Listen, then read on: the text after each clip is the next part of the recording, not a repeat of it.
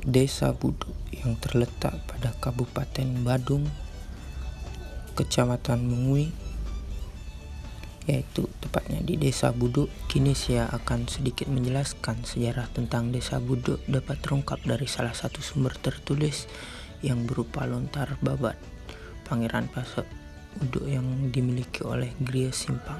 Dalam lontar babat Pangeran Pasak Budu diawali dengan turunnya dalam ketut dari kerajaan Majapahit pilihan, di antaranya yang pertama Pangeran Majelangu atau disebut Kebondan Pangasih yang adalah putra Krian Patih Mat, cucu dari Lembu Ireng yang juga disebut Sira Kriya Patih Lembu Wong Tilem yang mempunyai tunggangan seekor kebo wadak yang sangat disayangi. Lalu yang kedua Pangeran Kertalangu dengan tunggangan seekor kambing hitam atau disebut Wedus Ireng. Selanjutnya yang ketiga Pangeran Kerta Jiwa dengan tunggangan berupa seekor banteng jagiran atau disebut pula sapi jantan. Lalu yang keempat adalah Pangeran Kertabaya dengan tunggangan berupa seekor harimau atau marga. Nah, itulah para prajurit setia akan perintah raja dan juga para pengikut Pasak yang sangat mempertahankan kehormatan dan kewajiban raja dan kerajaan. Alkisah berangkatlah Pangeran Kebondan Pangasih dan ketiga saudaranya untuk menjalankan tugas yang diberikan oleh Dalem yang disertai pengikut dan juga prajurit sebanyak 400 orang.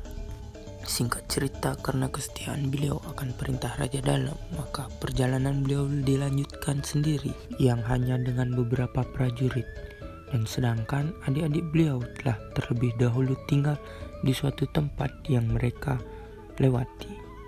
Perjalanan dilanjutkan terus menuju ke barat. Karena sangat lelah, para prajurit istirahat saling. Perjalanan pun dilanjutkan terus menuju ke barat. Karena sangat lelah, para prajurit saling tumpang tindih dengan posisi sembarangan sehingga tampak kerap, dan selanjutnya tempat ini dikenal dengan Banjar Tampak Kerap. Dari tempat inilah dimulai segala aktivitas guna mempersiapkan diri untuk tugas penyerangan. Nah, dari sini beliau melihat beberapa tempat yang diperlukan untuk kepentingan tersebut yang di atas, yaitu untuk peristirahatan tunggangan beliau berupa kebo wadak ditaruh di sebelah selatan pada suatu tegalan yang selanjutnya tempat itu disebut dengan Ume Tegal dan sampai sekarang menjadi Banjar Ume Tegal. Dan lebih ke selatan lagi disiapkan tempat permandian yang kemudian dikenal Ume Kepuh dan sekarang disebut dengan Banjar Ume Kepuh. Di antaranya ada tempat pengembalan yang disebut Ume Pedang dan sekarang disebut Banjar Ume Candi.